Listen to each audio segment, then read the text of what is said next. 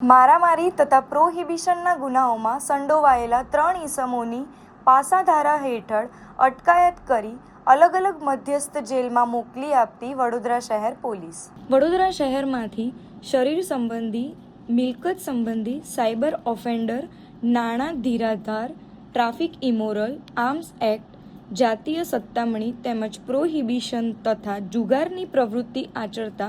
ગુનેગારોની તેઓની ગુનાકીય પ્રવૃત્તિને લઈને તેઓ વારંવાર આવા ગુનાઓ ન આચરે તેમજ આવા ગુનેગારોની સતત ચાલતી ગુનાકીય પ્રવૃત્તિ ઉપર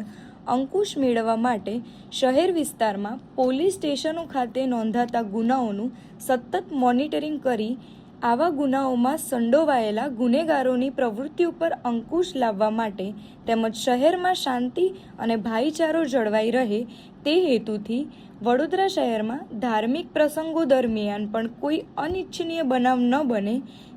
તે તમામ હકીકતોને ધ્યાનમાં લઈને ગુનેગારો ઉપર સખતમાં સખત રીતે પાસા તેમજ હદપારી હેઠળ અટકાયતી પગલાં લેવાની માનનીય પોલીસ કમિશનર શ્રી નરસિંહા કોમર સાહેબે સૂચન કરેલ છે.